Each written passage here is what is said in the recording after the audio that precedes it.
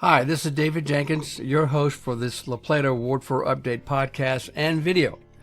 Again, Dave Jenkins, your current Town Council member from Ward 4. Today is Saturday morning, April 26th, and I just wanted to jump on real quick and provide some additional information and respond to a series of Town Council candidate forums, which have been held, I think 3 of them. I've had a chance to either watch the videos, attend one in person, but also read the responses from each of the candidates. Again, I think these have been terrific opportunities for the citizens to know the candidates, know why they're running, and know their stances on critical issues facing the town. So I applaud the organizations. The one was the 4th and 5th Democratic Club on April the 14th. There was another I saw the tape of a Zoom interview of all the candidates, I think earlier this week. And then I know Strong Towns, an organization of which I'm a part of, and we have a local chapter called Charles County Strong Towns. And I'm currently a member of that organization, and I'm one of the organizers for this local chapter called Charles County Strong Towns. So, I just wanted to come back and talk about one particular issue that was asked by all the candidates. Specifically, what is the source of their particular or specific campaign? Are they willing to provide public disclosure of their campaign finances, as well as indicate if they've had any in-kind or any other contributions to their campaign? And to provide a little bit of perspective, when I ran in 2021 as a candidate, I spent $5,000 of my money to finance my campaign. I did not ask or receive any in-kind contributions or any contributions of any kind. So it was self-financed, and the $500, I have a spreadsheet of what I spent. And I typically, most of the expenses were to, I think I bought 20 or 22 signs, had them printed up, and I had them on stands. I then did some additional expenses to create a little flash business card that I could hand out. And then I think I had some other incidental expenses with respect to internet access and domain access. But that was the extent of my campaign finances, about $500. But there's a related issue to that I really wanted to focus on, and that's what they call ex parte communication. And that's kind of a Latin term, a legal term, but let me, and pardon me while I read this, what that actually means. And this is the information I'm getting is from the Maryland Municipal League and the Maryland Department of Planning. They have an annual conference, and one of the conferences several years ago, they had an attorney talk about what is ex parte communication. So that is where I'm getting this information. There's probably other sources legalese, but let me read this real quick, okay? So just bear with me. Ex parte communication. And ex parte communication includes an oral or written communication not on the public record to which a reasonable prior notice is not given to all parties. What they mean by that is all parties meaning other town council or planning commission members and the public. Such communication between, in this case, they use the word commission members and interested person, is prohibited if relevant to the merits of a commission proceeding. That is, they're having a meeting or discussion about a project.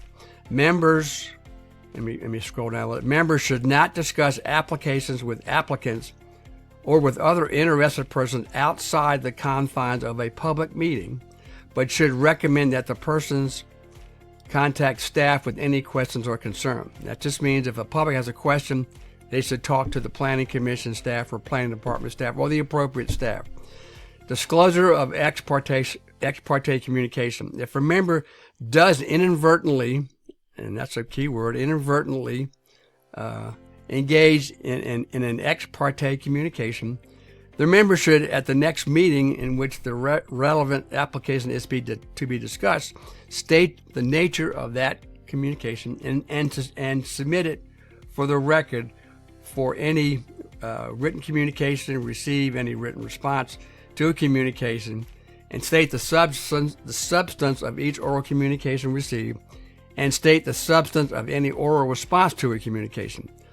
Or alternatively, the member may recuse him or herself from voting on a specific application.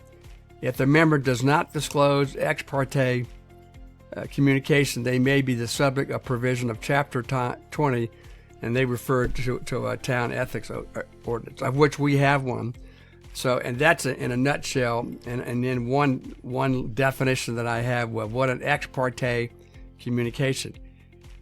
So the intent is, again, what I've read from the Maryland Department of Planning and from the Maryland Municipal League and my previous experience in government, is that ex parte is meant to ensure impartiality and fairness by, let's say, the Planning Commission, Board of Appeals, and hopefully the Town Council when they're reviewing projects, so that they are fair and consistent and impartial in making those decisions. And the intent is so the Planning Commission and the Town Council is looking with consistency with the town ordinance, our 2020 comprehensive plan, and any other requirements that are in the zoning ordinance. Now, a little background there as well.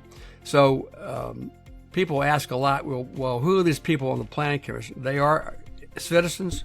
They are appointed by the Town Council, and it's not a requirement, but the Planning Commission members should attend, and there's an online course they can take that's provided by the Maryland Department of Planning, and it's a multi-chapter course that talks about what is planning, and in particular what is planning generally in the state of Maryland, the consistency with the Maryland Smart Growth Act and other relevant legislation. It also talks about what the function of a planning commission is, as well as a board of appeals. So, because I'm a planner, I've actually taken that course twice, and it's I think a very informative. And I think I did provide a podcast several years ago about what that course is, and I can certainly provide a reference or a link to that in my notes on this video. So as I understand it, most, if not all, the current planning commissioners have taken that course. So that's good and that's important. I would also note that I believe the current planning commission, maybe 2 years ago, they have what is called rules of procedure. It's just a document that talks about how they're going to operate as a planning commission. I think it was updated 2 years ago, and I believe they have inserted or they've added an ex parte communication clause in their rules of procedure, which I find, again, from my perspective, very important and needed, again, to remove any hint to make sure that they're impartial when they make decisions in their review of projects. That include development projects and other variances, rezonings, and annexation projects. I think that's important. But unfortunately, the Town Council, again, we have a separate rules of procedure, which we are supposed to review annually. I don't know. I'm not sure if we have done that in the current year, 2025, but we had done it the previous 3 years when I took office in 2021. And hopefully the new council, when they're elected and sworn in on May 12th, and soon after their first council meeting on the May 13th, they're going to be provided a copy of that. And then hopefully as part of their transition, because now it's their council, they're going to get a chance to review and institute what they believe should be the rules of procedure. And I would certainly advocate that they consider inserting this ex parte clause. I believe it's very important.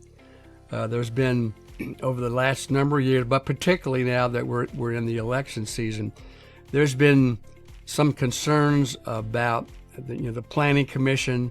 There's been some concern about developers and whether there is or not any influence over that process.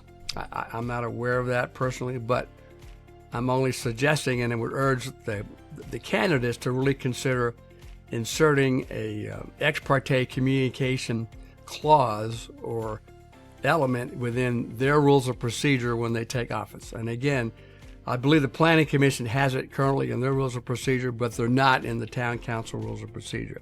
So again, I would just urge that happens. I think it's very important.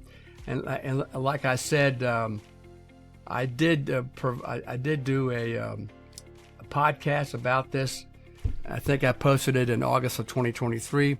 So I'll repost that, as well as some of the notes from my transcript, so you have a reference to look at. And then I would close again by saying thanks again for listening and watching. And I'm in the process of updating my Facebook page and this platform to a new name called Crosswalks. And then I'm still getting used to, and I'm now on Substack. I have it as David's podcast, but I'm going to go back and redo and change all that too, to make it a little bit more visible and not just about me. It's going to be about crosswalks and planning and development issues here in the town, but also in the county, and really expand out to Southern Maryland. So again, thanks for listening and watching. Again, I'll provide the notes as well. So like I said, we had our last meeting, Town Council meeting, April the 22nd. That was my last official meeting. So I would again everybody to go out and vote on May the 6th, 7 a.m. to 8 p.m. at the Town Hall. Again, before my email closes out, my town email, you can certainly email me with your questions and comments and observations at djenkins@townlaplata.org. Thanks again, and have a great weekend, and enjoy the weather. And enjoy La Plata Day today. Thank you.